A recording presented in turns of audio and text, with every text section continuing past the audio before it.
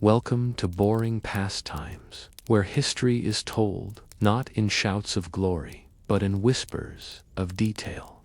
Tonight, we will wander through forgotten stories of ordinary people, quiet moments, and overlooked labors that built the world we live in.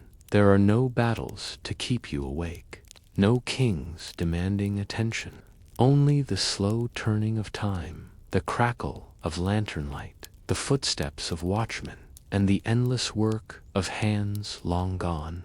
So settle in, let the stories drift over you like a soft blanket, and allow the quiet weight of history to guide you gently into sleep. Story 1. The Hellfire Club, secret society of sin in 18th century England. You begin in England in the early decades of the 1700s, a country that seems both familiar and foreign. The Enlightenment is spreading new ideas across Europe, ideas of reason, liberty, and science.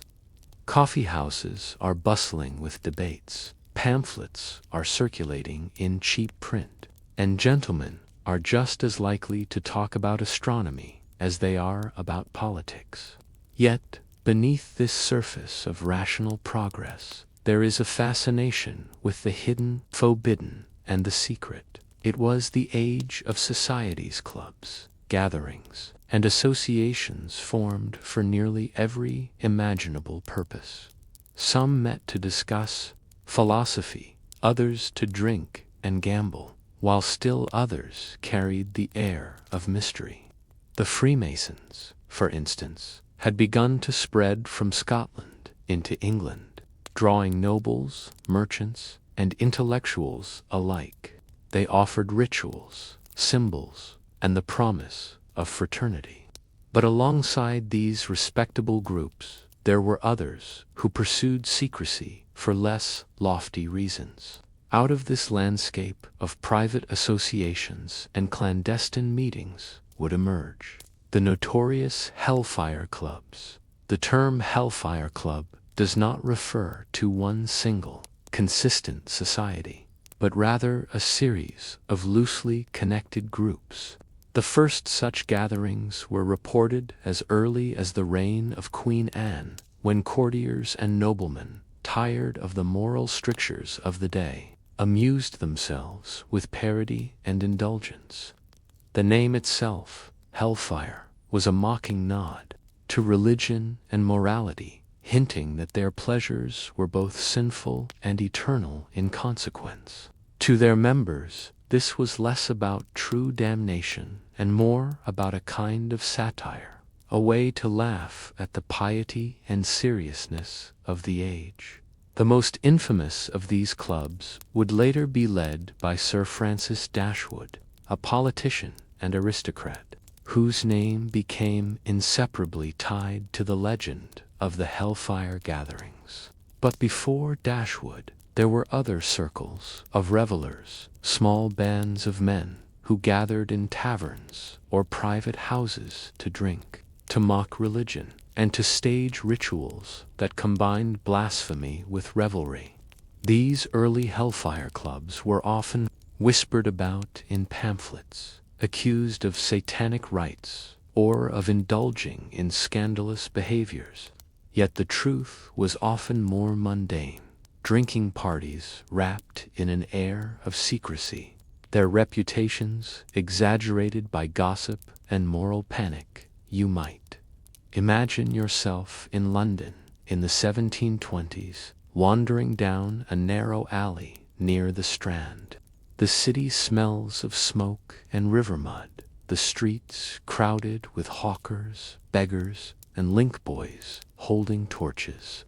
Behind the doors of a rented room above an inn, a group of men laugh too loudly, their candles throwing long shadows against the plaster walls. They wear robes, perhaps, or masks, though this is more for amusement than true ceremony.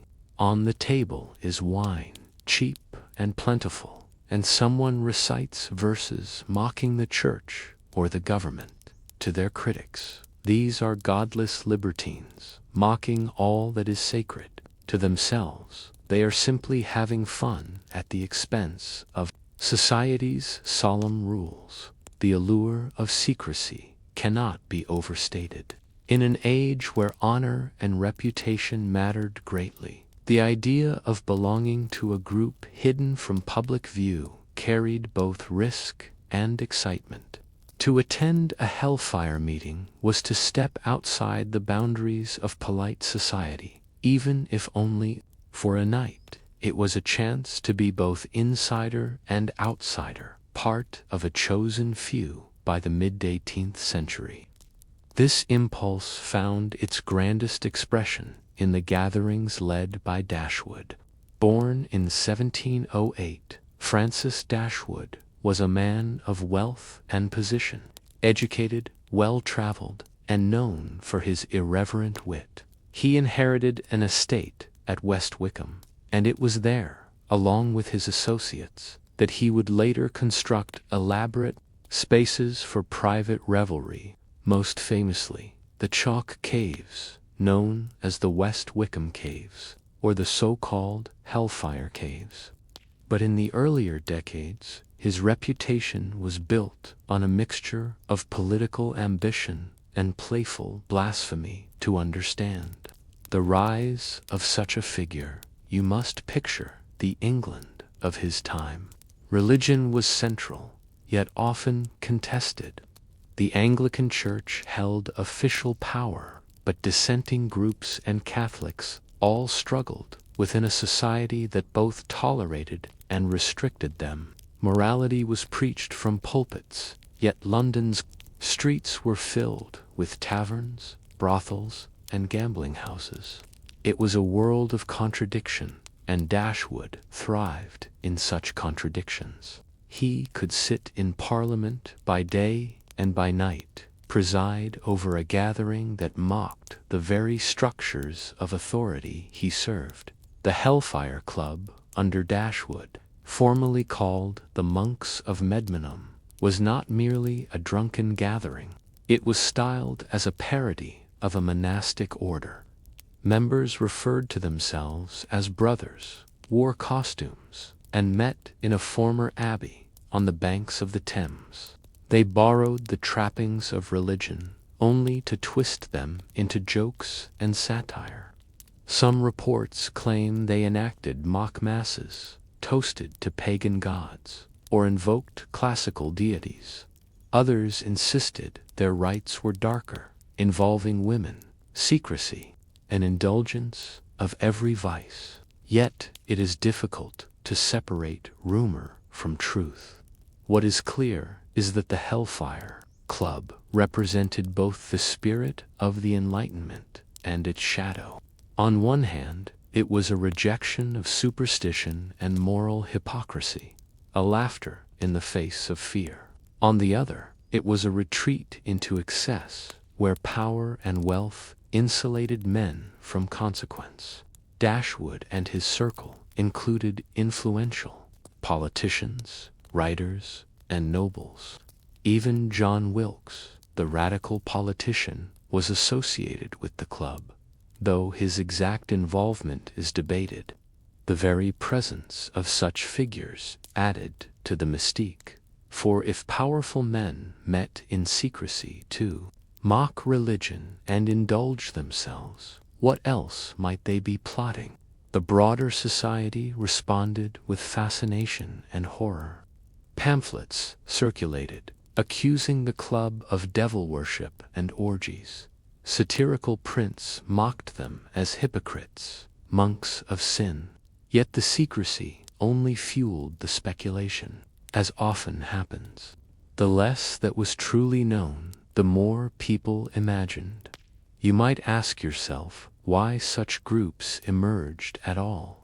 Part of the answer lies in the structure of 18th century society. Gentlemen of rank had leisure and wealth, but were constrained by reputation. Public life demanded a certain decorum, but private life allowed for indulgence. The club provided a shield, a way to indulge in excess while cloaking it under the excuse of ritual. At the same time, the very act of parodying religion gave them a sense of daring, a thrill of defiance, in an age where the fear of eternal damnation still lingered. The Hellfire Club was not alone. Across Europe, similar societies thrived. Freethinkers met in Paris, secret Masonic lodges spread through Germany, and countless smaller gatherings occurred wherever men sought privacy from the eyes of church and state. Yet the English Hellfire Clubs captured the imagination because of their name, their notoriety, and their leaders. As the years passed, Dashwood's club grew in reputation, even as it may have declined in actual activity. Scandal and rumor did more to keep its legend alive than any real gathering. The caves of West Wickham, dug into the chalk hills, became a setting for stories of debauchery, though the evidence remains thin. What mattered was not the precise truth of what occurred within, but the idea that something hidden and forbidden was happening just out of sight. And so, in the quiet hours of the night, when candles flickered in carved stone chambers, a handful of men laughed at prayers, raised their glasses, and called themselves monks of mischief. They were both serious and not, both dangerous and ridiculous.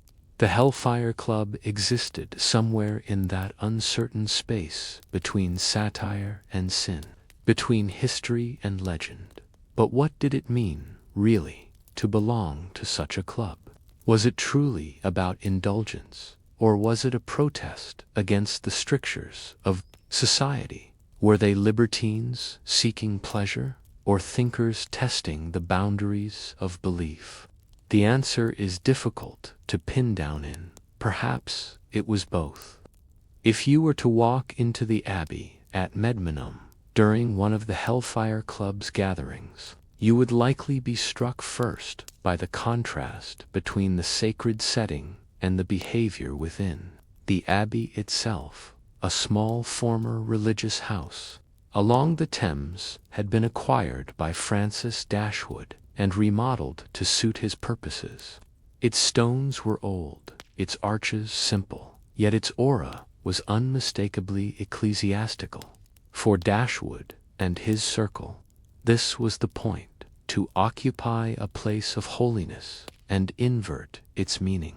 Inside, the members styled themselves as monks, wearing robes that parodied those of religious orders. They drank heavily, toasted to pagan deities, and engaged in conversation that mocked the authority of both church and state. Some accounts suggest that their motto, inscribed at Medmenham, read, Fais ceq tu voudras, do what thou wilt. This phrase, borrowed from the French writer Francois Rabelais, summed up the spirit of their meetings: a deliberate rejection of restraint, a celebration of freedom, and an invitation to indulgence. Yet the reality of what occurred within these walls remains elusive. Contemporary reports, often penned by political enemies or moralists, described wild orgies, satanic rites, and black masses. They accused the members of summoning the devil, sacrificing animals, and committing every manner of blasphemy. The very name Hellfire lent itself to such exaggeration, for it conjured images of damnation and brimstone. But when one peels back the layers of rumor, the evidence points to something at once more ordinary and more subtle: elaborate drinking parties, laced with satire, attended by some of the most powerful men of the age. Among these members were figures of considerable influence. John Montague, the 4th Earl of Sandwich, whose name would later be immortalized in the humble meal of bread and filling, was a known associate. Sir Francis Dashwood himself was not only a host but also a member of Parliament, eventually serving as Chancellor of the Exchange. John Wilkes, the radical reformer and journalist, whose campaigns for liberty would shape English politics, also found himself entangled with the club's reputation. The membership list was never fixed and likely changed over time, but it included politicians, aristocrats, writers, and other gentlemen of leisure. What drew such men together was not only indulgence, but the allure of secrecy. In the rigidly stratified world of 18th-century England, every public act was judged, every reputation guarded. To be seen as pious, respectable, and loyal was essential. The Hellfire Club offered an escape, a stage upon which men could play the opposite role, mocking what they publicly upheld. The irony of the age was that some of the very men who voted on laws by day laughed at those same laws by night. The rituals themselves, while shrouded in rumor, seemed to have blended parody with pleasure. Members would stage mock religious ceremonies, replacing sacred prayers with bawdy verses. They raised toasts to figures from ancient mythology, Venus, Bacchus, Priapus rather than Christian saints. Women were said to have been present, often dressed as nuns, adding to the parody of monastic life. Whether these women were companions, courtesans, or willing participants is difficult to say. The accounts are colored by satire and scandal, designed as much to shock readers as to inform them. The caves at West Wickham, dug out in the chalk hills of Dashwood's estate, provided another venue for their gatherings. These winding, candlelit passages, descending deep into the earth, became linked in the public imagination with mysterious rites. In truth, the caves were as much an architectural curiosity as a place of meeting, with chambers named for classical deities and a grand hall known as the banqueting hall. Here, amidst flickering shadows, the men would dine, drink, and revel. The subterranean setting gave the impression of descending into another world, hidden from daylight and from society's eyes. The rumors that circulated about these events reveal as much about society's anxieties as they do about the club itself. England in the 18th century was a nation negotiating the balance between tradition and change.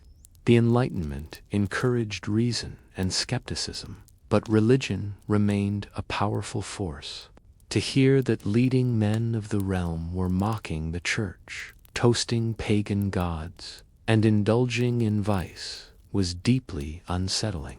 It suggested not only private sin, but a kind of public betrayal. If the leaders could laugh at religion, what did that mean for the rest of society? Satirists seized on the club as a target.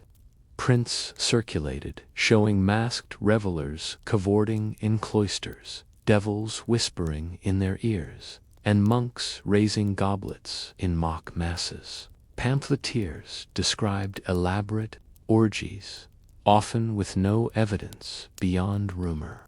John Wilkes himself, after falling out with Dashwood, used the legend of the club to attack his enemies, contributing to the myth even as he distanced himself from it. The result was a legend larger than reality. While the actual gatherings may have been closer to rowdy parties than to satanic rites, the name Hellfire ensured that the most lurid stories endured. People prefer scandal to banality, and so the stories of devil worship, of black candles and midnight sacrifices clung to the club's memory. Still, it is worth pausing to consider what such rituals meant to the members themselves. To raise a glass in a parody of a prayer may seem childish, but in an age when blasphemy could carry real consequences, it was an act of defiance. to dress as monks in a ruined abbey was not only a joke but a statement, a reminder that religion's authority could be mocked. To descend into caves and toast to Bacchus was to claim a kind of freedom, however fleeting, from the expectations of society. And yet, there is a hollowness to it as well. For all the rumors of indulgence, these were still men of privilege, insulated by wealth and position. Their mockery carried little risk. Their pleasures were protected. It was satire without revolution, indulgence without consequence, at least for a time. The list of members, the details of rituals, the truth of the rumors all remain partly obscured by time. We know enough to say that the Hellfire Club existed, that it met in abbeys and caves, that it involved parody, blasphemy, and pleasure. But beyond that, much is speculation, colored by gossip and imagination. Perhaps that is fitting, for secrecy was part of its appeal. What mattered was less what happened than what people believed happened. You might wonder, though, why did men of such stature risk even the hint of scandal? Why would politicians, nobles, and writers court such rumors when their reputations were so valuable? Was the thrill of secrecy truly worth the risk? Or was the Hellfire Club itself a carefully managed performance, designed as much for legend as for pleasure? The Hellfire Club, like many secret societies, thrived as much on rumor as on reality. But rumors, though they give life, can also destroy. By the latter half of the 18th century, the great age of Dashwood's monks of Medmenham was drawing to a close. The reasons for this decline are woven from threads of scandal, politics, and the simple passage of time. Sir Francis Dashwood himself remained at the center of the story. Though remembered today for his role in the club, he was, above all, a politician and landowner. In 1762, he was appointed Chancellor of the Exchequer, one of the highest offices in the British government. It was an appointment that brought him into the full light of public scrutiny, to serve as the nation's chief financial officer, while simultaneously presiding over a club associated with blasphemy and debauchery was a precarious position. His political career was brief and largely unsuccessful. He was said to be more skilled at merriment than mathematics, but his notoriety grew nonetheless. The abbey at Medmenham, which had served as the center of the club's activities, became increasingly scrutinized. Its reputation as a place of revelry was impossible to shake, even when little was truly known of what occurred within. The phrase Hellfire Club had become a byword for sin and scandal, and Dashwood's enemies were eager to use it against him. By the late 1760s, the gatherings had begun to wane, the abbey abandoned to rumor, and the club slipping into legend. Yet it was not merely politics that ended the club. Secrecy, the very fuel of its appeal, also sowed its downfall. In a society where reputation was everything, whispers were often as dangerous as facts.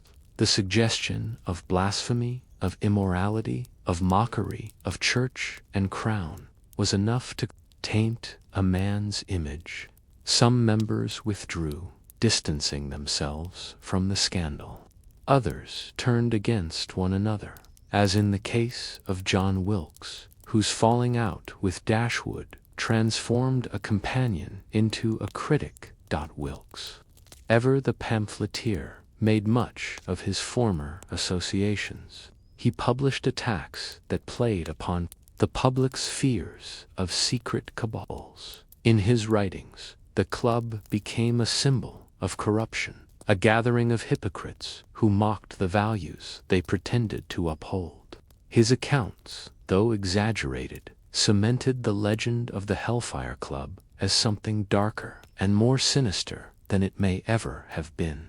The caves at West Wickham added fuel to this growing myth. Though originally dug to provide employment for local workers and to create an ornamental feature on Dashwood's estate, they were swiftly linked with the club's activities. Their underground chambers, echoing with candlelight, seemed tailor-made for stories of secret rites. Visitors whispered of altars, of hidden chambers, of passages leading deep into the earth where sins were committed beyond the reach of daylight.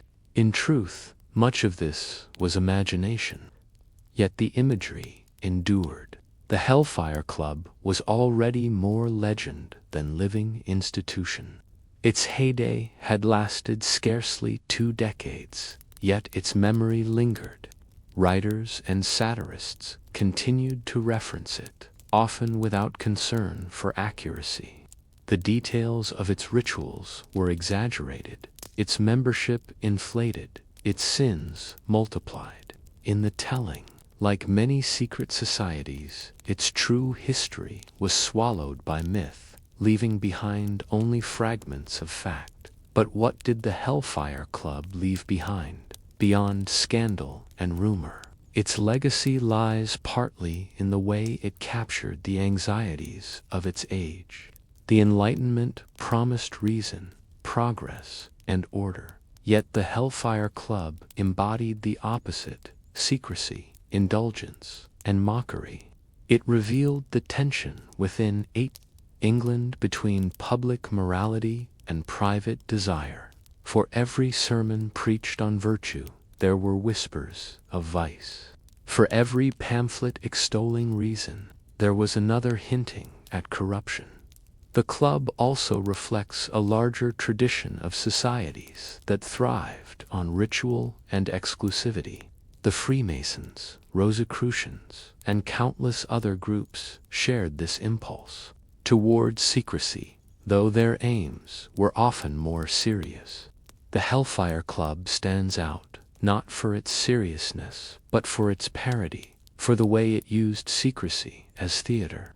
Its members played roles, dressed as monks, toasted to gods, and pretended to commit sins greater than they likely did.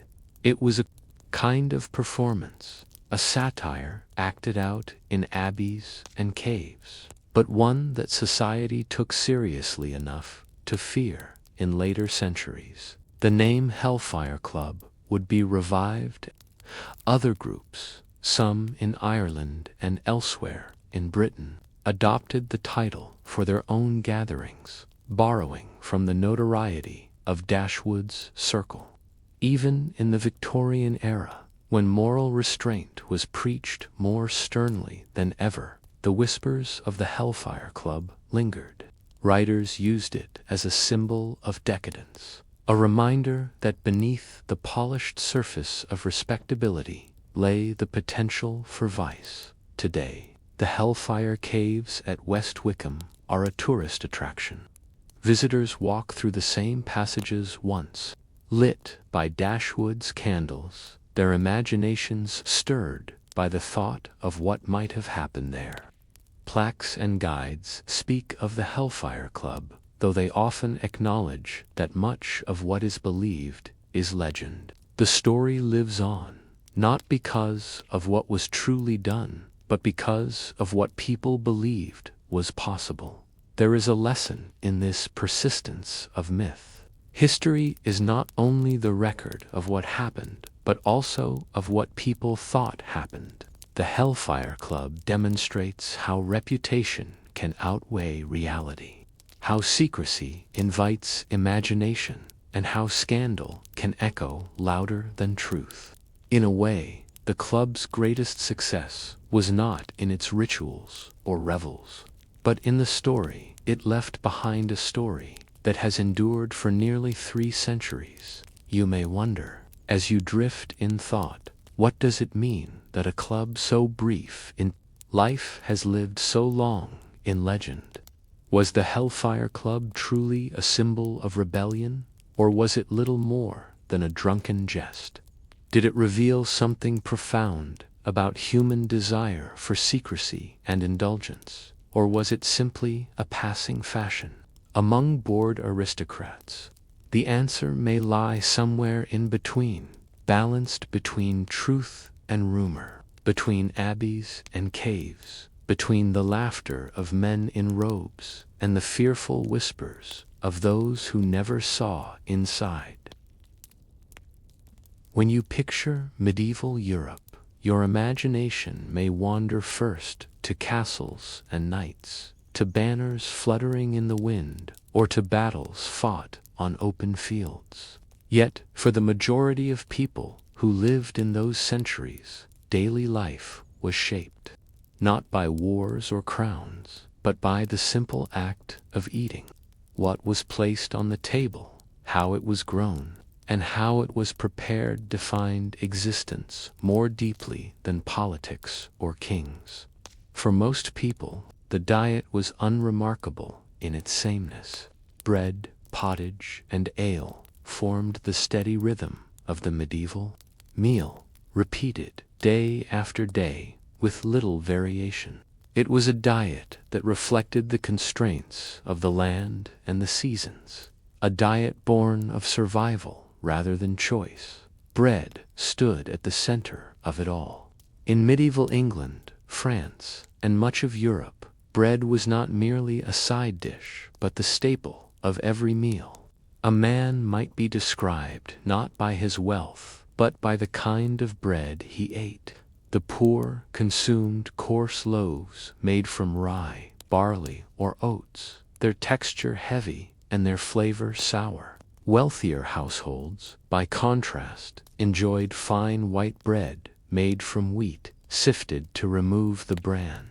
This distinction was so pronounced that in some periods, laws regulated who could eat what kind of bread, marking status not only in clothing or housing, but in the very texture of one's food. To understand the importance of bread, consider the labor required to produce it. Fields had to be plowed, sown, and harvested, often by hand, with wooden plows and oxen. The grain then needed to be threshed, ground in a mill, sometimes at great expense to the peasant, who was obliged to use the Lord's mill and pay a fiat. Finally baked, a single loaf carried within it the work of dozens of hands and many days. To lose a harvest, whether through drought, pests, or war, was not simply an inconvenience, but a crisis. Famine was never far away, and bread was both the measure of security and the symbol of its absence. Alongside bread came pottage, a kind of thick stew that could be made from whatever ingredients were available. The base was often grains, peas, or beans, boiled until soft, then flavored with vegetables, herbs, or, on fortunate days, scraps of meat. Pottage could be humble or hearty, bland or seasoned, depending on the household's means. In its simplicity lay its importance. It was a flexible dish, adaptable to lean times, stretching whatever was at hand into a filling meal. For peasants, pottage was eaten daily, sometimes twice a day, often with little change from one season to the next. Meat, despite its prominence in modern imaginations of the medieval feast, was a rarity for most. The grand banquets of nobles, laden with roasted swans, boars, and venison, were spectacles far removed from the lives of common people. For the majority, meat appeared only occasionally, perhaps on festival days, or as salted pork in the depths of winter. More common were dairy products, cheese, curds, and milk, which could be kept longer than fresh meat and offered vital nourishment. Fish, too, played a significant role, especially in regions near rivers or coasts, and particularly during the many fast days prescribed by the Church. when meat was forbidden. Ale washed it all down. Brewed at home or purchased locally, ale was more than a beverage, it was a necessity. Water was often unsafe to drink, especially in crowded towns, and ale, mildly alcoholic, provided a safer alternative. Children drank it, as did adults, though its strength was weaker than modern beer. Brewing was frequently the work of women, the alewives, who supplied their neighbors with this daily staple. The rhythm of meals was shaped by labor. For peasants, breakfast was often little more than leftover bread or pottage, eaten quickly before heading to the fields. The main meal came at midday, brought out into the fields or eaten in the home if work allowed. Supper, taken at dusk, was again simple, often repeating the same foods as earlier. Variety was rare, indulgence rarer still. Survival depended on consistency, not creativity. Even the tools of eating reflected this modest life. Wooden bowls and spoons served most households. Knives were common, but forks were almost unknown. Food was shared from communal pots, each person dipping in turn, a practice that emphasized the collective over the individual. Salt, precious and expensive, was used sparingly, often reserved for preserving meat rather than seasoning it. The church shaped not only when people ate, but also what they ate. With its calendar of fasts and feasts, it imposed a rhythm upon the table as much as upon prayer. On fast days, meat was forbidden, and fish became the substitute. Lent, in particular, stripped diets down to their simplest, a test of endurance as well as faith. Yet feast days offered the rare chance for abundance, when tables groaned with what could be spared, and the community shared in celebration. Still, scarcity was a constant shadow.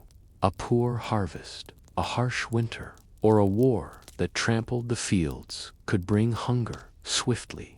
Chronicles record years of famine when bread was mixed with acorns or other fillers, when people scoured hedgerows for edible plants. Such times revealed the fragility of the medieval diet, how narrow the line was between sufficiency and starvation, and yet, for all its sameness, this food sustained generations. The energy drawn from bread and pottage, from ale and cheese, fueled the labor that built cathedrals, tilled fields, and maintained kingdoms. It was not glamorous, but it was steady. In its very ordinariness lay its power. If you close your eyes, you can almost picture a village at dusk. Smoke rises from thatched roofs as families gather around their hearths. In one house, a pot of pottage bubbles, thick with peas and flavored with a scrap of onion. In another, bread is sliced, its crust hard, its crumb dense. Children sip small cups of ale while their parents share a quiet meal. There is little luxury, but there is warmth, and there is continuity. The same foods eaten by their grandparents, and likely by their grandchildren. Bread, pottage, ale, three simple pillars of medieval survival. Yet behind their simplicity lies a world of labor, tradition, and endurance. Every loaf baked, every pot stirred, every jug brewed was a thread in the fabric of daily life. To eat was to survive, and to survive was to carry forward the quiet work of history. And so you might ask yourself, as you drift with the thought, what does it mean that a civilization was built upon such humble meals? Did the sameness of bread and pottage shape the sameness of village life? Or was there, hidden in their repetition, a kind of resilience that allowed Europe to endure centuries of hardship? If the meals of medieval Europe were plain and repetitive, so too was the labor that provided them. Day after day, season after season, the great majority of people worked not in castles or courts, but in fields, cottages, and workshops. Their hands shaped the very survival of society, yet their names rarely entered chronicles. It was work so constant and so ordinary that it seemed invisible, but without it, the grander histories of kings and battles could never have been written. For peasants, the cycle of labor followed the seasons with unrelenting precision. In the spring, fields were plowed and sown, seeds scattered by hand over the furrows. Summer brought weeding, tending, and watching for pests or animals that might destroy a crop. Autumn meant harvest, long days of cutting grain with sickles, binding it into sheaves, and carrying it to be threshed. Winter offered little rest, for animals needed care, tools required repair, and fuel had to be gathered. There was no season free from work, only shifts in its nature. The tools were simple, unchanged for centuries: wooden plows, iron-tipped but heavy and awkward, drawn by oxen; sickles, curved like crescents; flails for threshing; carts with solid wheels. Every task required muscle, often from dawn until dusk. Even children joined in, chasing birds from the fields, gathering sticks, or helping to glean leftover grains. After harvest, labor was not merely a duty, it was survival. Alongside field work came the constant demands of textile production, a labor that fell largely to women.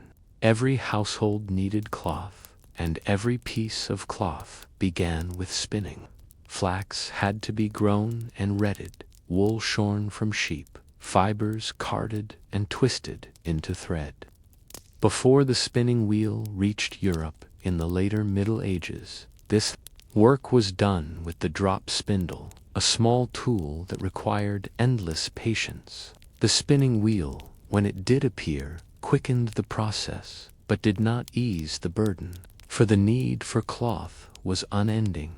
Weaving followed, spinning performed, on large looms that took up much of a cottage's space.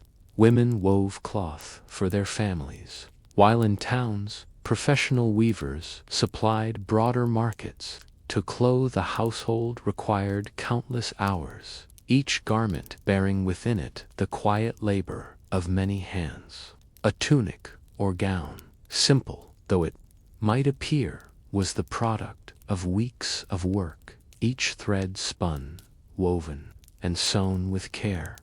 The phrase women's work often belies the weight of these tasks. In addition to spinning and weaving, women managed dairies, brewed ale, tended gardens, and raised children. They fetched water from wells, a task that could take hours each day, and carried fuel for fires. The work was invisible to records, yet it was the bedrock of daily life. Without spinning, there were no clothes; without brewing, no safe drink; without tending, no hearth. In towns, labor took on different forms. Artisans filled narrow streets with the sounds of their trades: blacksmiths hammering iron, carpenters sawing wood, tanners working hides, bakers stoking ovens. Each craft required long apprenticeships, years of learning before one could call oneself a master. Guilds regulated the work, setting rules, protecting quality, and defending privileges.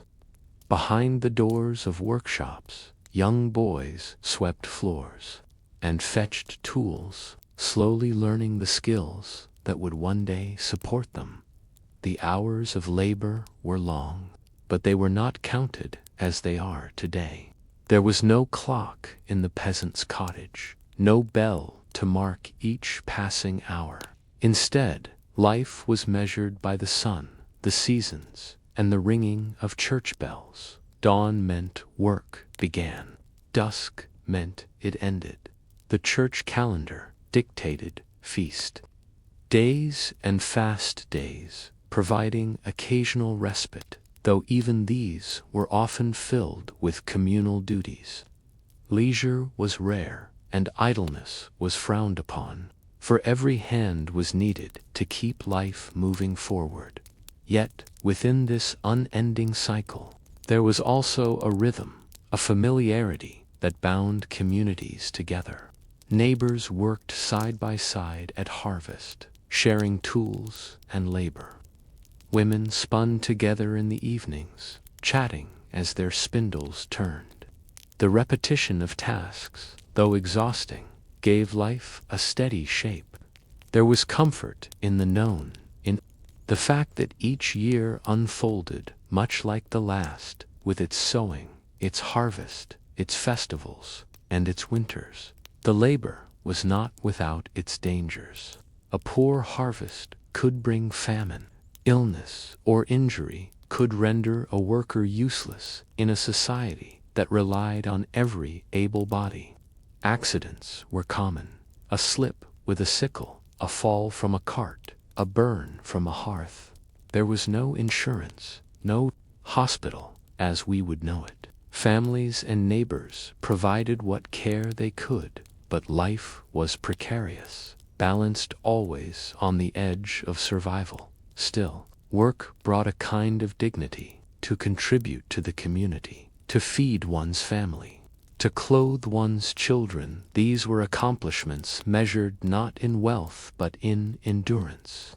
The grand cathedrals of Europe, the castles on the hills, the ships that sailed across seas, all of these were made possible by countless unseen laborers who grew the grain, spun the thread, and hammered the nails. You might imagine yourself standing in a medieval village, hearing the sounds of work around you.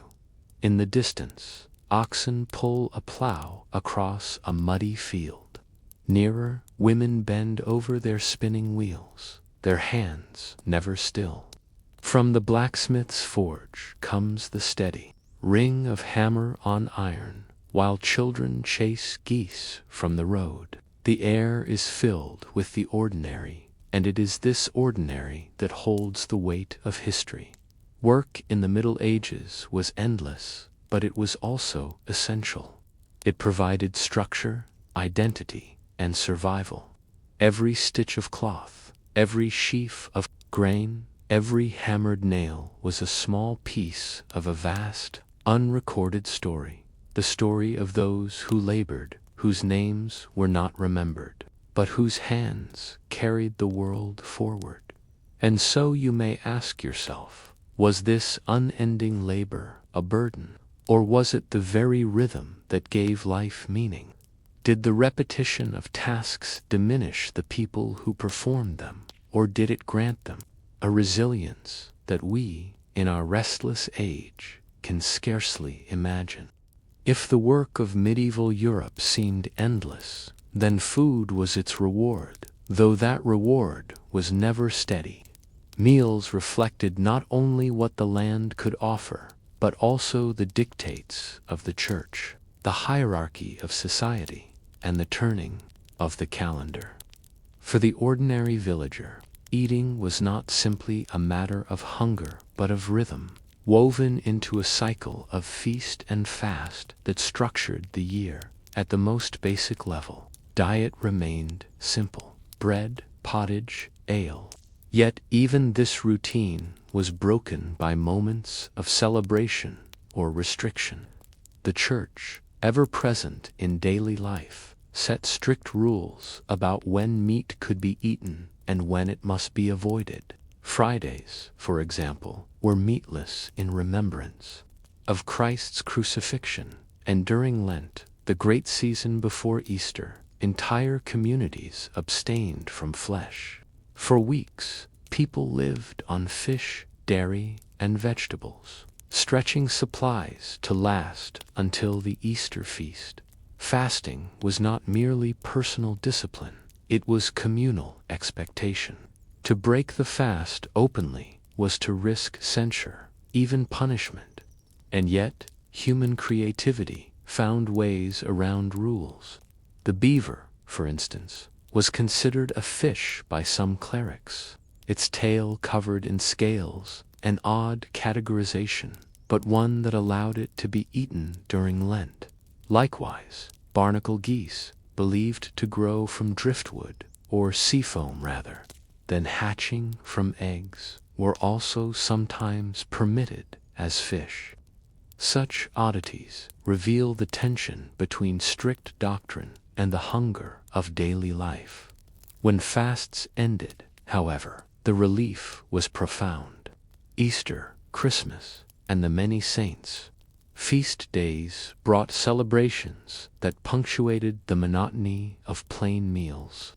On these occasions, tables held meat, pork, beef, or poultry roasted and shared in abundance. Ale flowed more freely, and sometimes wine, if it could be afforded or imported.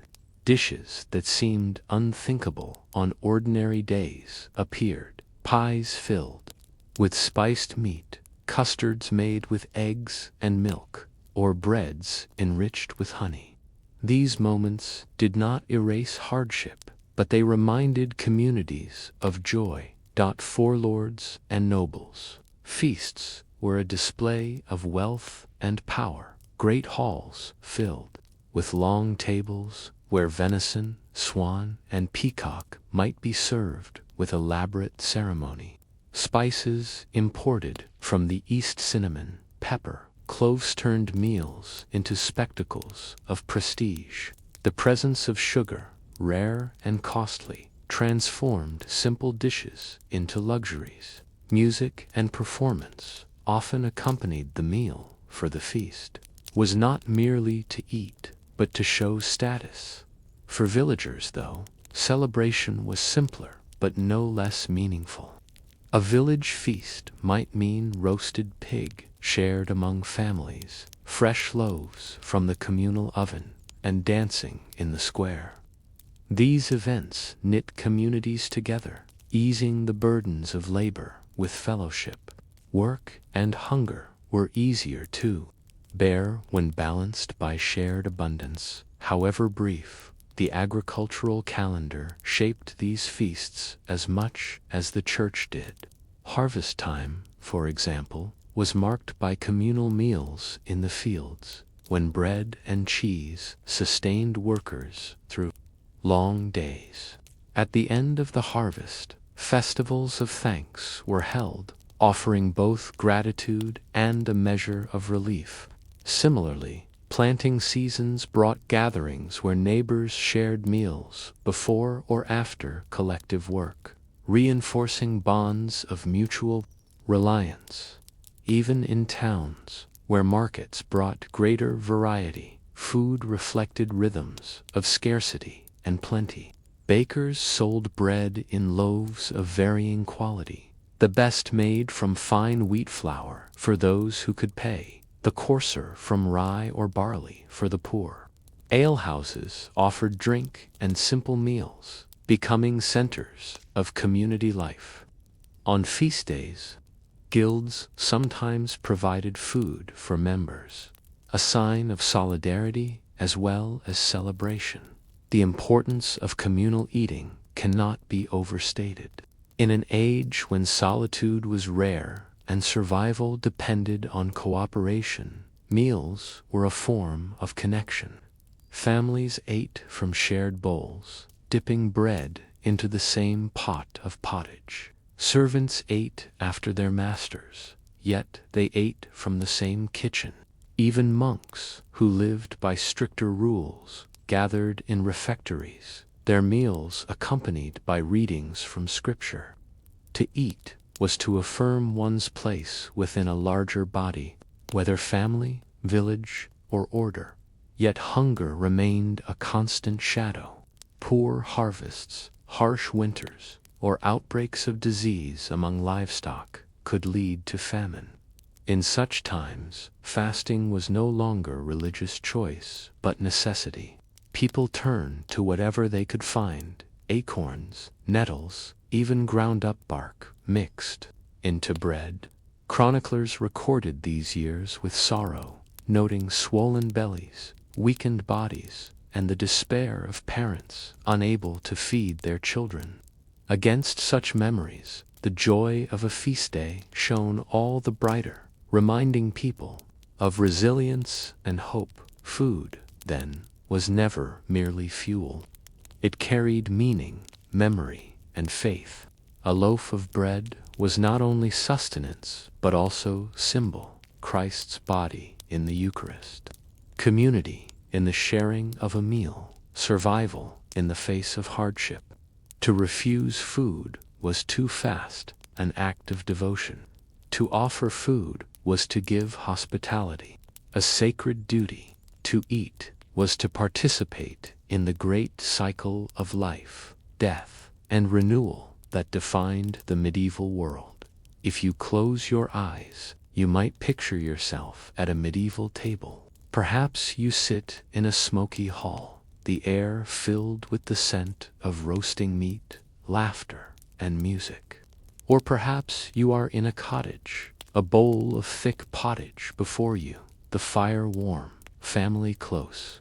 Or perhaps you are in silence within a monastery's stone walls, the scrape of spoons, the only sound as scripture is read aloud. Each setting different, yet bound together by the same act: the sharing of food, the breaking of hunger, the marking of time. This rhythm of eating, of fast and feast, of hunger and celebration reminds us that life was never flat. Even in hardship, there was joy.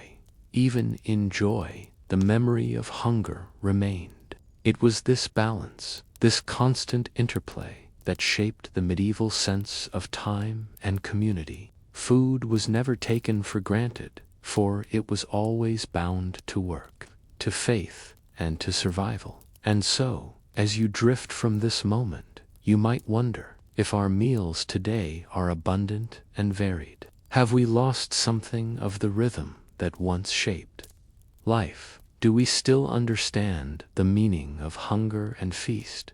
Or have the endless choices of modernity dulled our sense of gratitude for even the simplest loaf of bread?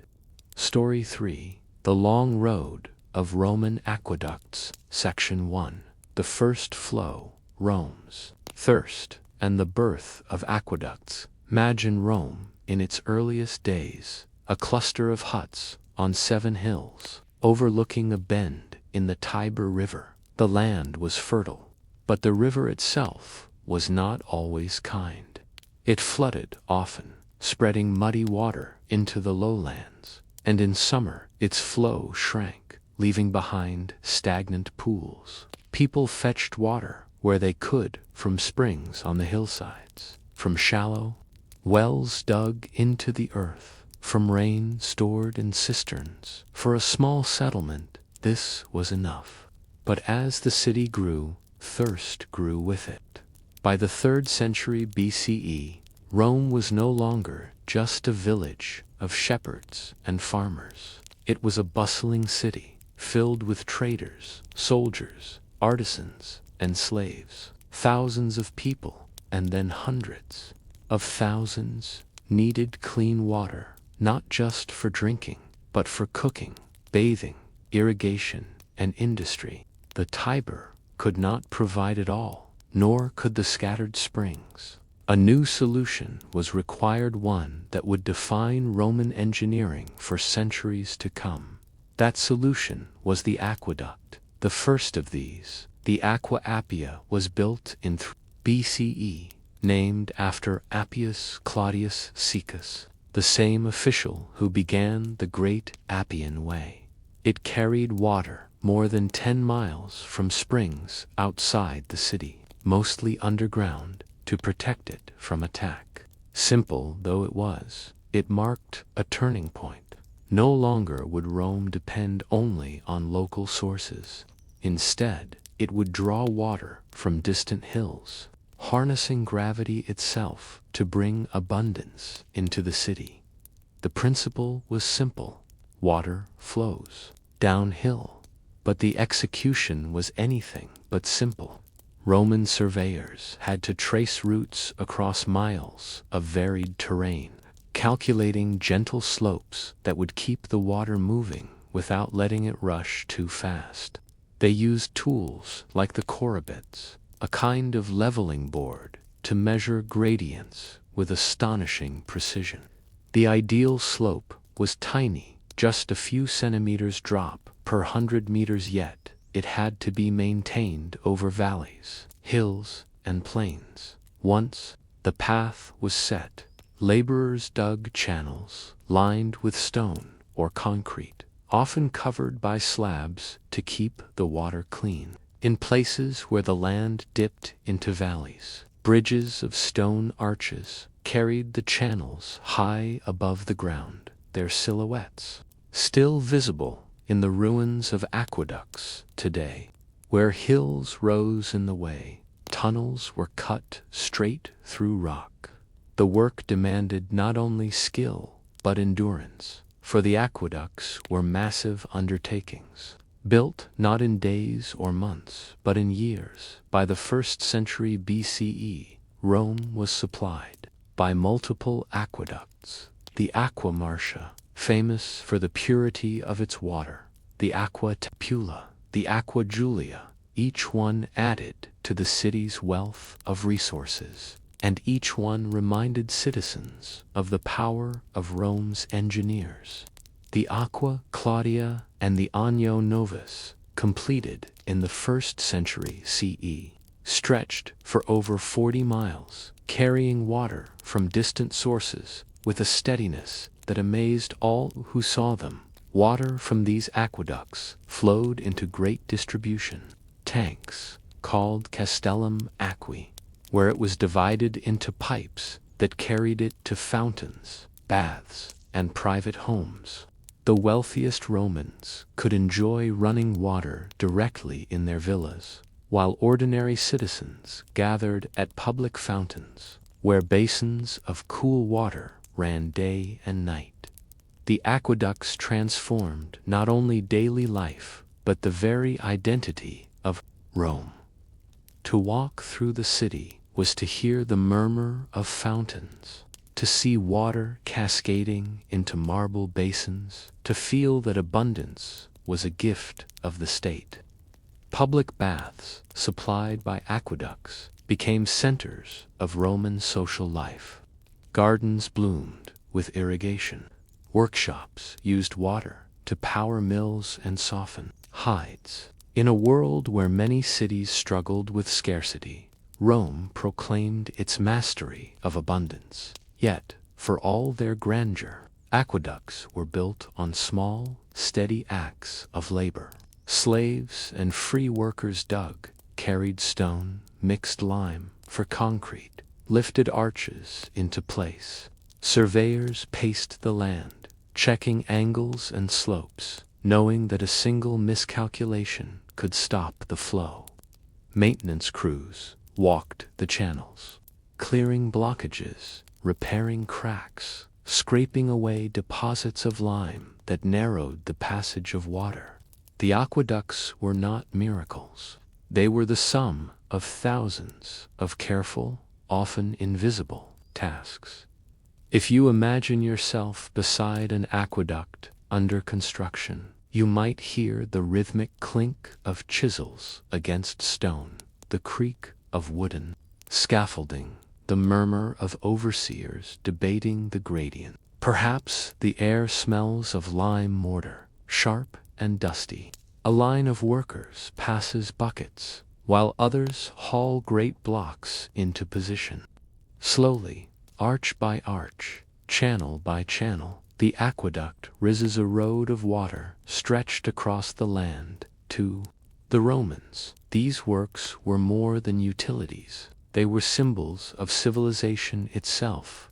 The poet Frontinus, who served as water commissioner under Emperor Nerva, marveled that while others praised the pyramids or the Greek wonders, nothing compared to Rome's aqueducts, practical, vast, and essential to life. They embodied the Roman belief in order, in the harnessing of nature through reason and persistence. Still, one cannot ignore the fragility beneath the strength. Aqueducts could be broken by earthquakes, invaded by enemies, or neglected by rulers. The same channels that brought life to the city could be severed, leaving fountains dry and baths empty.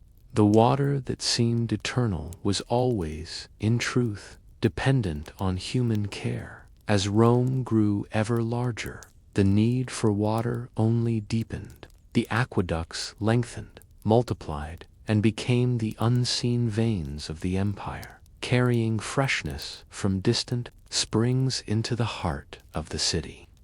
They allowed Rome to be Rome, not just a settlement by the Tiber, but the capital of a world. And so we are left with a question. In building these rivers of stone, did Rome solve the problem of thirst, or did it only create new dependencies on labor, on empire, on the fragile lines of aqueducts that stretched across the land? You wake, perhaps, in a Roman insula, tall, crowded apartment block of timber and brick. Morning light filters through a small window, the air already warm. Outside, the street is alive with the sounds of sellers calling, carts rattling, children hurrying to errands. If you step outside, your first task might be to fetch water. At the end of the street stands a public fountain, its stone basin gleaming with constant flow. Water pours from a spout, sometimes shaped like a lion's head or a god's face, splashing into the trough below. People gather here each morning, filling clay jars, chatting idly as they wait their turn. The water runs endlessly, day and night, fed by the aqueducts that cross the countryside. You can take as much as you like. There is no fee, no ration. For the ordinary Roman, the fountain is a lifeline, and its steady stream a symbol of the state's care. Not far away, in another part of the city, the wealthy do not need to fetch water. Pipes of lead, terracotta, or bronze led directly into their villas, bringing water to private basins, pools, and gardens. To have such luxury is a mark of status, and water becomes not just a necessity, but an ornament of life. Fountains bubble in courtyards, cooling the air. Fish ponds shimmer with reflected sunlight. For the elite, the aqueducts mean privacy, convenience, and grandeur. But perhaps the greatest beneficiaries of Rome's aqueducts are not homes at all, but its public works. Chief among them, the baths. The Roman bathhouse was more than a place to wash. It was a social institution, a rhythm of daily life. For a modest four, in some cases, none at all, you could enter a world of marble halls, steaming pools, exercise yards, and shaded gardens. The aqueducts supplied the vast quantities of water these complexes required. Some baths could welcome thousands of visitors a day, their cisterns and pipes constantly replenished by the steady flow from distant springs. Inside, the experience unfolded step by step, a warm room to relax, a hot plunge to sweat, a cold basin to refresh, all fed by aqueduct channels and heated by great furnaces. To bathe was to be part of the Roman world, to join others in conversation, in leisure, in the shared abundance of water beyond the baths. Aqueducts powered fountains, irrigated gardens, and even turned wheels for mills on the city's outskirts. Bakers relied on these mills to grind grain, producing bread that fed the population. Tanners softened hides in troughs filled with running water. Fullers, who cleaned and bleached cloth, needed great basins of water mixed with clay and chemicals. Industry, too, flowed from the aqueduct's bounty. The sheer scale of supply was staggering. By the late Empire, Rome was served by 11 aqueducts, bringing in hundreds of millions of gallons of water every day. The Aquamosha, famed for its clarity, alone could deliver enough to sustain a large city. The Aqua Claudia and Anione stretched across hills and plains, their arches soaring in endless lines across the landscape.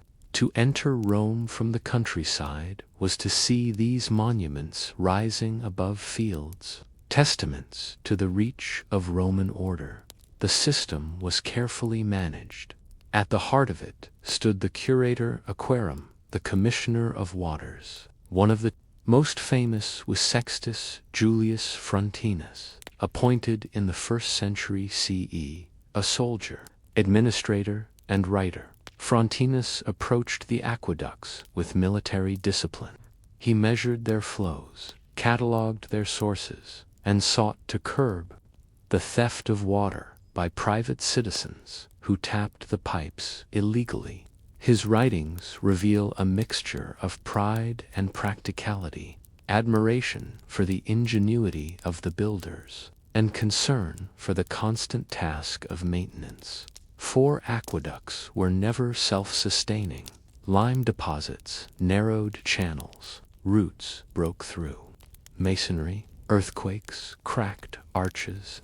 Maintenance crews were always at work, clearing blockages, patching leaks, ensuring that the city did not run dry. The aqueduct was both a marvel and a burden, an achievement that demanded constant vigilance. Yet vigilance had its rewards. Few cities in the ancient world matched Rome's abundance of water. Travelers from the provinces marveled at its fountains, its baths, its endless flow. In a Mediterranean climate where summers were long and hot, the aqueducts turned scarcity into spectacle. Water became not just a utility, but a declaration. Rome could command nature itself. Still, inequality lingered. While the rich enjoyed private pipes and ornamental fountains, the poor crowded at public basins. Some areas of the city lacked easy access, forcing long walks with heavy jars. And though water was free at fountains, access to private supply often required imperial favor or costly fees. The aqueducts were symbols of collective abundance, but they also reflected the hierarchies of Roman society. Beyond Rome, aqueducts spread across the empire. In Gaul, in Spain, in North Africa, cities built their own systems, smaller but modeled on the capitals. The sight of arches crossing valleys became a marker of Roman presence, as much a part of colonization as roads and walls. To build an aqueduct was to bring civilizations to declare that this city, too, was Roman. And yet, for all their grandeur, aqueducts remained quiet servants of daily life. They asked no attention as they carried their streams across hills and plains. People might pass beneath their arches without a thought, filling a jug at a fountain without wondering about the miles of channel behind it. The aqueducts were most successful when they were invisible, when their presence was felt not in sight but in the steady abundance of water at hand. But invisibility carried risk. The more people relied on aqueducts, the more they forgot the fragility of the system.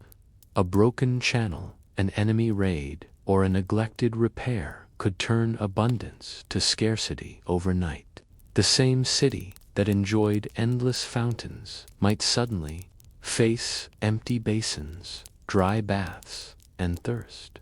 Rome's miracle was always a little precarious. and so the aqueducts stood, both triumph and liability, threading across the land like stone rivers. They were Rome's pride, Rome's lifeline, Rome's hidden machinery. To understand the empire is to understand these channels of water, ordinary in principle, extraordinary in scale. But what happens when an empire built on constant flow begins to falter?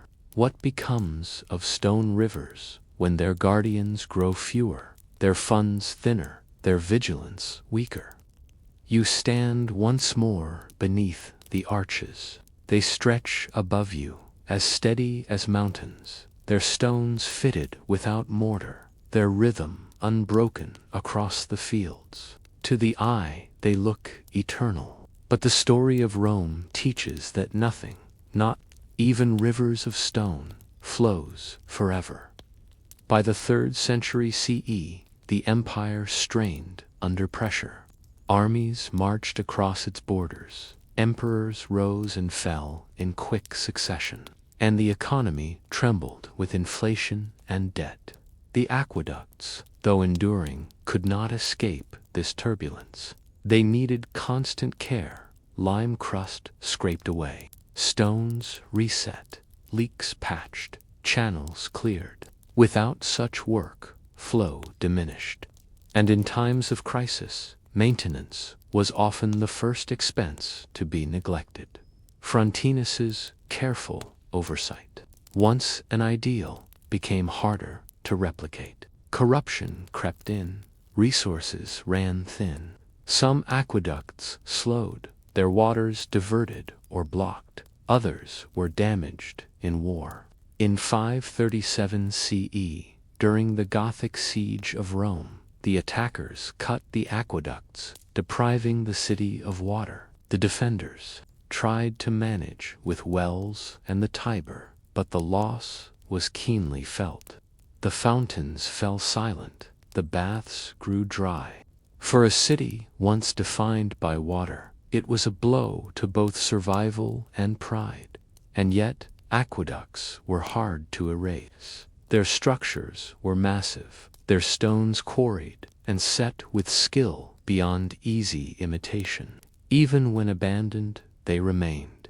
As landmarks, travelers walked in their shadows. Farmers grazed cattle in their arches. In later centuries, stones were pried loose to build churches, homes, or fortifications. The aqueducts became quarries as much as monuments. But memory persisted. Medieval Rome was no longer a city of 1,000,000 souls, but of tens of thousands, clustered among ruins. Pilgrims and chroniclers marveled at the vast, broken arches, relics of a past so mighty it seemed almost unreal. The aqueducts, silent and dry, fed imagination as much as thirst. They became symbols of a lost abundance, of a time when Rome commanded rivers across the land. Elsewhere, 2 echoes remained. In North Africa, in Spain, in Gaul, stretches of aqueduct still stood, their arches defying centuries. Some towns continued to use their waters in modest ways. Others let them fade into silence. But the sight of those arches became part of Europe's landscape of memory, ruins that whispered of Rome's reach. Centuries later, in the Renaissance, scholars and builders turned to these ruins for inspiration. They measured the channels, studied the gradients, admired the engineering. When cities like Florence and later Paris sought to build new water systems, they looked back to Roman aqueducts as guides. The arches of antiquity seeded the rebirth of civic infrastructure.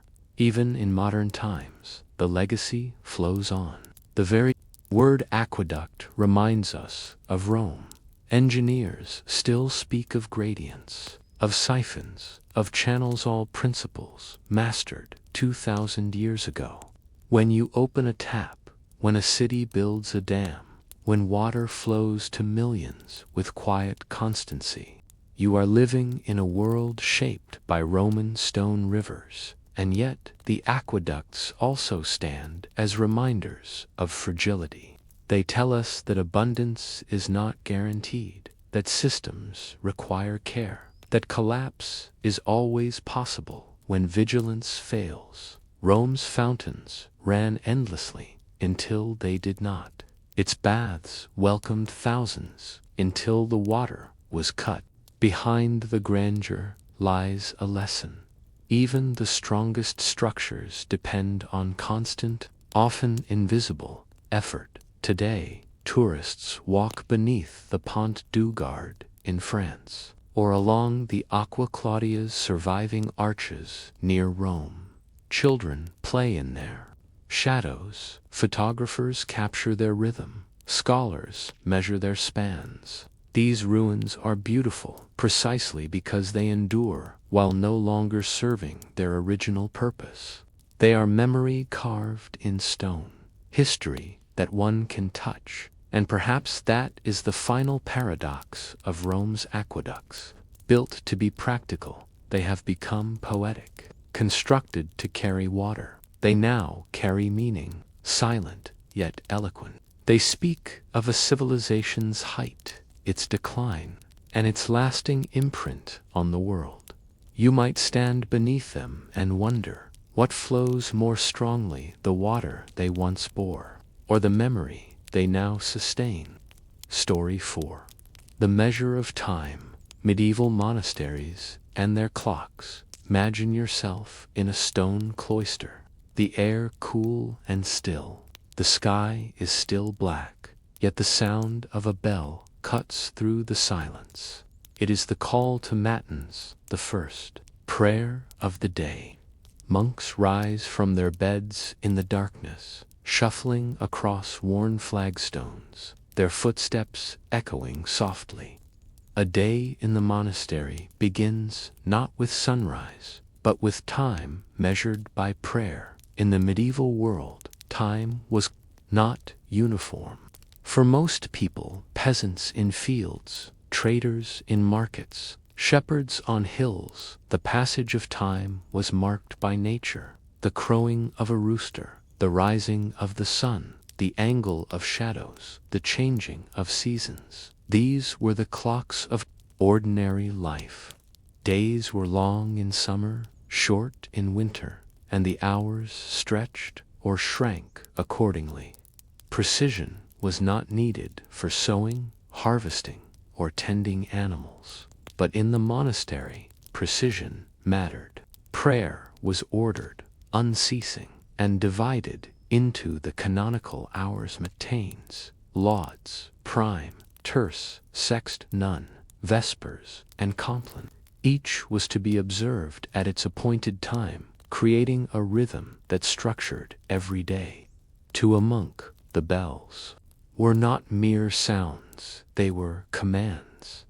The organization of this rhythm was a task in itself. The sacristan or timekeeper monk bore responsibility for ringing the bells and ensuring that the community did not miss its sacred duties. Without clocks as we know them, they relied on sundials, water clocks, or simply the careful observation of the sky. Some monasteries built elaborate clepsydras water clocks that dripped at measured rates, turning wheels or marking intervals with floats. Others used candles, marked with lines that burned down hour by hour, a method useful especially at night. In Northern Europe, however, winter nights posed challenges. Water froze, candles guttered, skies clouded. The monks adapted with ingenuity. Some monasteries appointed brothers to stay awake, keeping track of the stars, the changing position of constellations, or the length of time it took to recite certain psalms. In this way, devotion became both a spiritual and a practical measure of time. Life in the monastery was therefore different from life outside its walls. To peasants, time was elastic. To monks, time was discipline. The endless repetition of hours, day after day, bound the community together in shared rhythm. The monastery became, in many ways, a living clock-a-body of men moving in unison through prayer, work, study, and rest. Over centuries, monasteries became known as keepers of order. In a world where time was otherwise fluid, travelers might find bells ringing in the distance, calling the monks to prayer, and know that hours were passing with a kind of precision not found elsewhere. In this sense, the monastery shaped the culture of time itself. Yet even in this highly ordered world, there were questions. How exact could timekeeping truly be without machines of accuracy? Did the monks, roused from sleep for matins, ever drift into error, beginning their prayers too early or too late? And what happened to their sacred schedule when clouds obscured the stars, or when the water clock froze?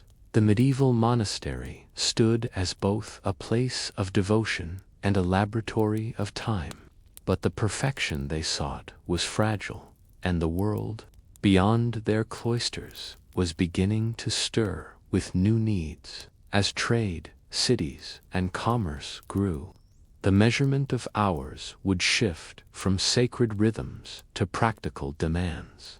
For now, however, in the stillness of the cloister, the bell tolls, and the monks gather once more. Their prayers rise like a steady breath, marking the passage of time not in minutes or seconds, but in devotion repeated without end. And yet, one might wonder, in a world where time was lived so differently outside monastery walls, how did these rhythms shape not only monks, but all of medieval society beyond?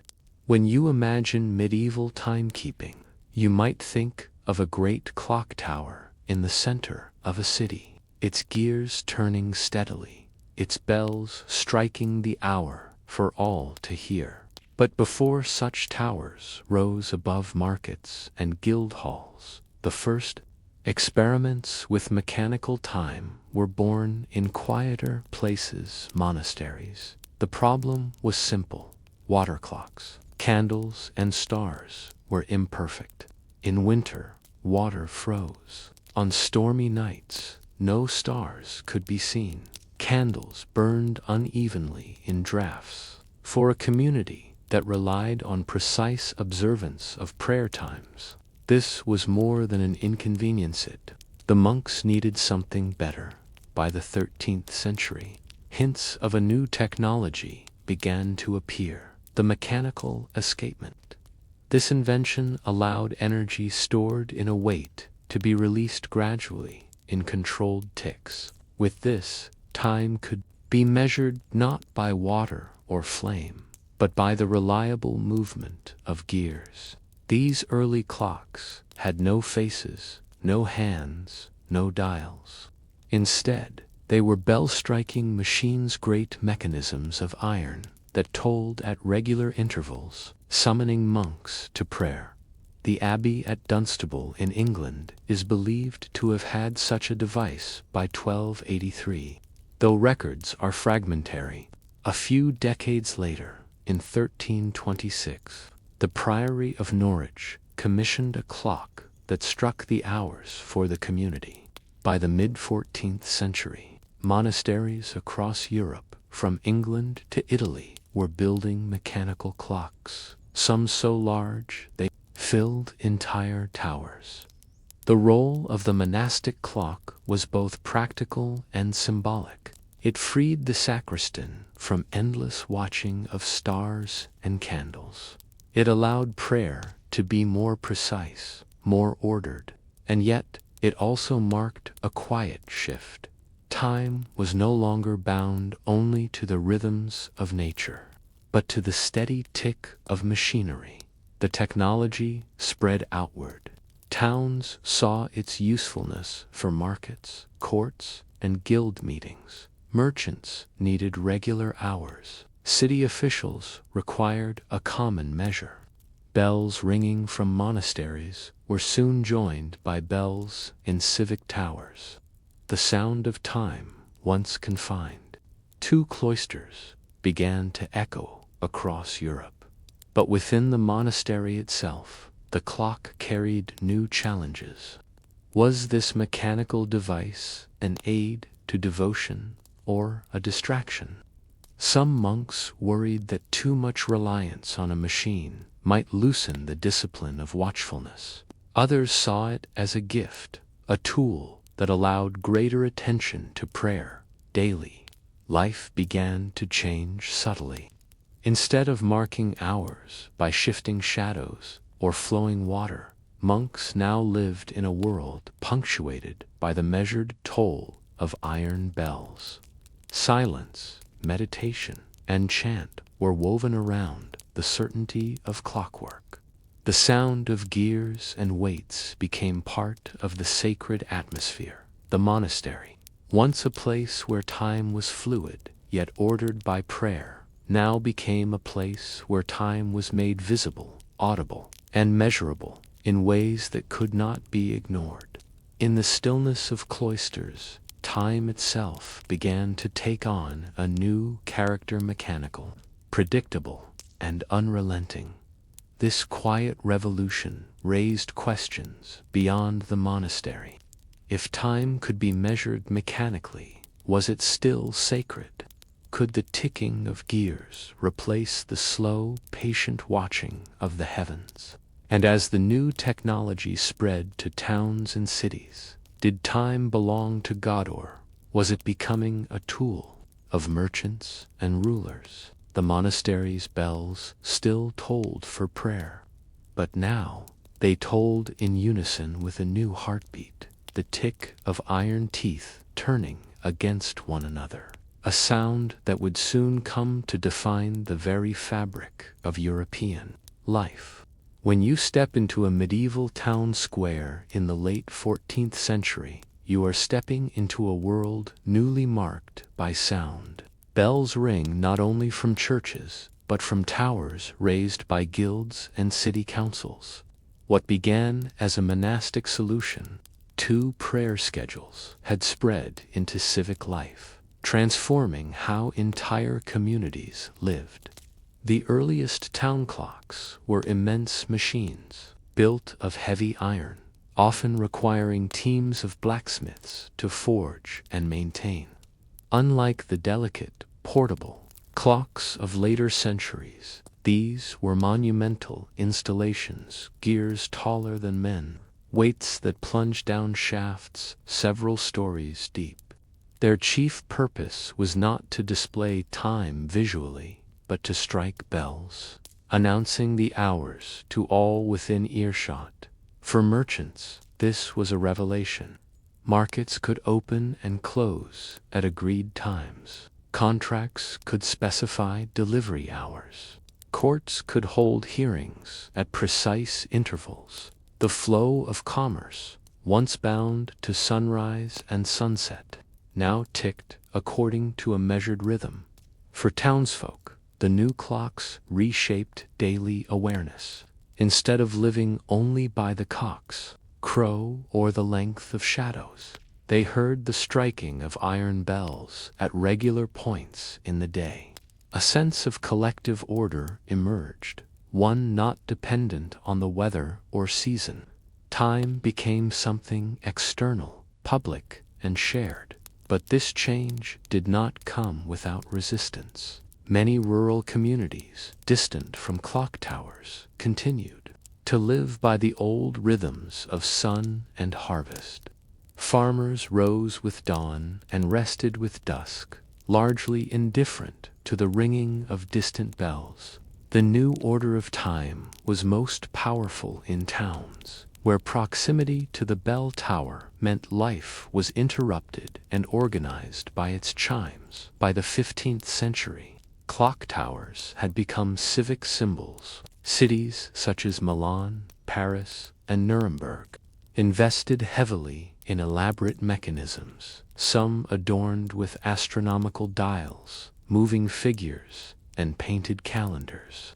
These were not merely functional tools. They were public monuments, proclaiming the wealth and sophistication of the city. The relationship between sacred and secular time blurred. Monasteries still used clocks for prayer, but cities used them for trade and governance. The bell that once called monks to matins might also call townsmen to council or traders to pack their stalls.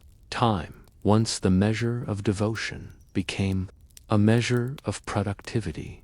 Slowly, an invisible shift occurred in how people conceived of their lives. Hours became units to be spent, divided, and counted. Labor could be timed, wages measured, efficiency compared. The steady beat of the mechanical clock introduced a new discipline, one that extended far beyond the cloister walls. This transformation foreshadowed later ages, when time would become a commodity, sold in wages and scheduled in timetables. But in its earliest form, it was still rooted in the clang of bells and the turning of iron gears. Medieval people did not yet speak of losing time or saving time, but they had begun to live in a world where time was no longer just the rising and setting of the sun. It was a force shaped by machines. Audible in every tolling bell, by the close of the Middle Ages, the clock tower had joined the church steeple as a defining feature of the European townscape. In every strike of the bell, in every measured interval, there was a reminder that time itself had changed. What had begun as a monastic aid to devotion had become a civic heartbeat, guiding markets, councils, and courts. And as the bells echoed across marketplaces and into narrow streets, one could ask, was this still God's time, marked for prayer? Or had it become man's time, measured for work, trade, and control? The cloister had given birth to the clock.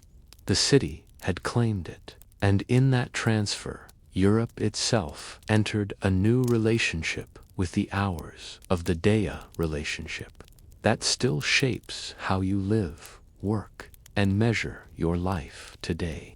Story 5. Water, Watch, and the work of ordinary people. If you imagine yourself standing at the edge of a medieval village at first light, before the noise of work fills the air, one of the earliest sounds you might hear is the creak of a rope against wood. It is the sound of a bucket descending into the village well. The act of drawing water, performed countless times every day, was one of the quiet yet essential rituals that sustained entire communities. Unlike grand battles or royal decrees, the well does not usually appear in chronicles. Yet it was as central to survival as bread or shelter.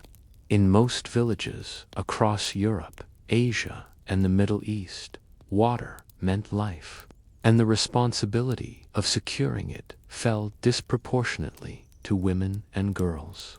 Before fields could be worked or ovens heated, someone had to carry water from its source to the household. The village well was more than a hole in the ground. It was often a communal space, carefully maintained, sometimes lined with stone, sometimes covered with timber to protect from debris.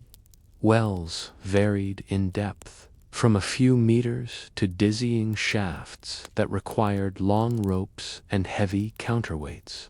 In some places, water came not from wells, but from streams, springs, or cisterns. Yet the ritual of carrying it back remained the same. Picture a woman at dawn, clay jug balanced against her hip, making the slow walk to the well.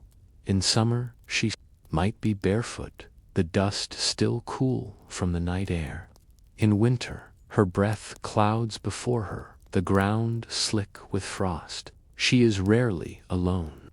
The well is where women gather, where neighbors exchange greetings, and where the latest news, gossip, and stories are quietly traded. For men, the tavern or market square might be the social hub. For women, the well was just as important. The task was heavy. A single household could require dozens of liters of water per day for cooking, washing, brewing, feeding animals, and kneading bread. Buckets of water are not light, carried on shoulders, balanced in yokes, or held in large jars. They strained muscles and tested endurance. Even children learned the work early, sent with small pails to fetch their share. Clean water was not guaranteed. Wells could run dry, or worse, become fouled. In times of drought, villages rationed their usage carefully, and in times of contamination, entire communities could suffer illness. It was not unusual for disputes to arise over whose animals had dirtied a stream, or whose household had drawn too much. In towns, civic authorities sometimes placed regulations on well use, posting notices about hours, limits, or the punishment for wasting water. But alongside these burdens, the well was also a place of connection. Across cultures, water sources became sites of courtship, of song, of ritual. In ancient Greece, maidens fetching water at fountains appear often in poetry. In the Middle East, wells feature in biblical stories of encounters and promises. In African villages, the communal well has long been a site of both labor and storytelling. The rhythms of water collection also shaped the rhythm of the day. Early morning was the preferred time, when air was cool and crowds smaller. Later, women might return again in the afternoon or evening, depending on their household needs. This regular movement through the village out to the well, back to the hearth created a pattern as predictable as the rising sun.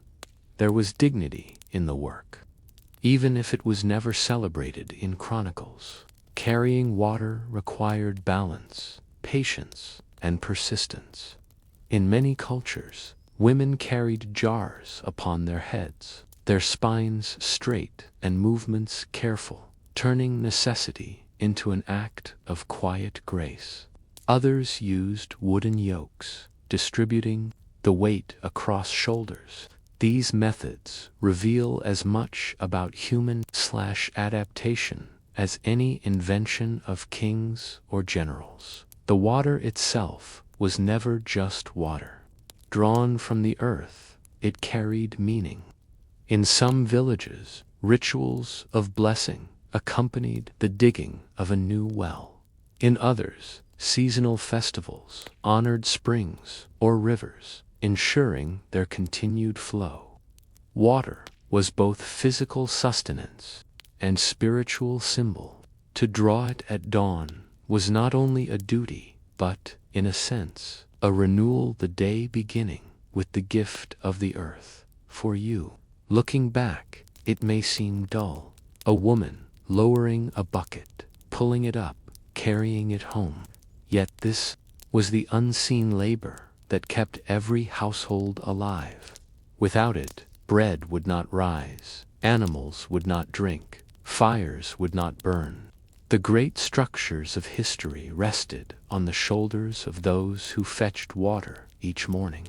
And so, when the bucket creaked against the rope and the splash echoed from the depths, it was not just a sound of water rising, it was the sound of civilization itself, lifted up in tired arms, carried carefully along worn paths, poured into waiting jars. But one might ask, if the well was such a center of life, why is it so often absent from the written histories we inherit? Why do the Chronicles of kings and wars rarely mention the daily ritual that sustained all of it. When dusk settled over the narrow streets of early modern London, a different rhythm began. Merchants shuttered their shops, apprentices finished their tasks, and the last carts rolled away. But the darkness that followed was not silent. Instead, it belonged to a different kind of laborer, the night watchman, whose task was to guard the sleeping city. In the centuries before professional police forces, the night watch was one of the primary systems of order in European cities. London, like many others, relied on a combination of civic duty, communal expectation, and minimal pay to sustain its watchmen. These men were not glamorous figures. Most were older, often too old for heavy labor, or those unable to find steadier work. They were armed with little more than a staff, yet their presence gave shape to the night. Imagine the scene: crooked lanes lit only by occasional candles in windows, the air thick with the smell of tallow smoke and refuse. The Thames carried both trade and sewage through its tidal flow, and rats scurried across cobbles. Into this atmosphere stepped the watchmen, moving slowly, their lanterns bobbing as they patrolled assigned beats. They were expected to challenge strangers, keep the peace, and call out the hours, a practice that gave both reassurance and annoyance to residents. Past 10 o'clock, and a fair night, one might cry, his voice echoing down the street. For some, it was a comfort, a signal that the city was under guard. For others, it was a disruption to sleep, especially when repeated every hour until dawn. The watch was not, in truth, a highly efficient system. Records from London courts and city minutes tell of watchmen drunk on duty, bribed to look the other way, or fast asleep in taverns when they should have been patrolling. Yet, imperfect as it was, the system mattered. In a city where fire was always a danger, where theft and disorder could flourish under darkness, the mere presence of a lantern-bearing figure gave some measure of deterrence. The night watch's duties went beyond chasing criminals. They enforced curfews, checked that household fires were safely dampened, and ensured that certain trades obeyed regulations about working hours. Stray animals, suspicious packages, and wandering strangers might all be subject to their notice. The watchmen also escorted drunken revelers home, sometimes dragging them by force, sometimes simply guiding them with weary patience. The pay was meager, and the work thankless. In many parishes, serving as a watchman was not a voluntary choice, but a duty imposed by rotation. Wealthier citizens often paid fines or hired substitutes to avoid it. Thus, the ranks were filled with the poor, the elderly, or those desperate enough to accept the burden. Their equipment was simple: a halberd or cudgel for defense, a horn or rattle to summon help, and a lantern whose weak flame struggled against the city's darkness, despite its flaws. The watch gave structure to nocturnal life. Without them, the city might have been more dangerous still. Londoners adjusted their routines around the curfews they enforced and the predictable cries they made. For households anxious about fire or theft, the sound of the watchman calling the hour was reassurance that someone, however imperfect, was awake and alert. The lantern itself, carried by each watchman, became a symbol of fragile order. Before gaslights illuminated London in the early 19th century, the night was overwhelmingly dark. Moonlight and starlight could help, but on cloudy nights the city was almost pitch black. The bobbing flame of a watchman's lantern could be seen, At some distance, a moving point of safety for late travelers. For many, that faint light was the only guide through the twisting streets. Critics, however, were plentiful. Satirists mocked the watch as incompetent, their lanterns feeble, their cries absurd. Writers of the 18th century, like Henry Fielding, described them as more comic than effective, unable to deter serious crime. Indeed, London's notorious reputation for pickpockets and highwaymen suggests that the watch was far from a perfect safeguard. Yet it persisted, century after century, because it represented a communal acknowledgement. The night required watchers. However flawed, the night watch also left traces in language and memory. To keep watch is still a phrase of vigilance. The calling of ours influenced literature, appearing in plays, poems, and ballads. Even the idea of police beats comes from the fixed paths of parish watchmen. The transition from this loose system to the professional police forces of the 19th century marks one of the key shifts in how societies understood order. For you, picturing it now, the night watch may seem a mixture of quaint and inadequate. A weary man, lantern in one hand, staff in the other, calling into the night while half asleep himself. Yet behind the image lies a truth that safety is not built only by walls and laws, but by the quiet, repetitive work of those who carry the light into darkness.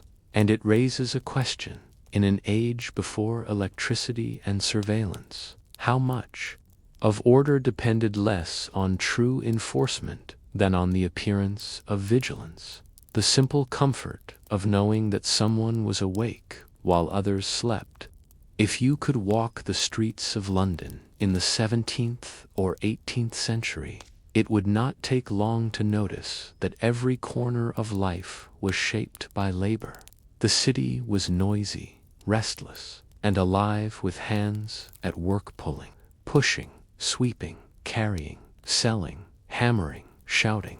From dawn until dusk, survival was measured not by comfort or leisure, but by the ability to complete necessary tasks before night fell again. It began, as it so often did, with food. Bread was the staple, and its production was a complex chain of effort that began long before a loaf was placed on a table. Bakers rose in the early hours of the morning, working in cramped, overheated rooms where massive wooden paddles were used to push loaves into brick ovens. The flour came from millers who ground grain into powder, a task dependent on the turning of water wheels or the strength of horses.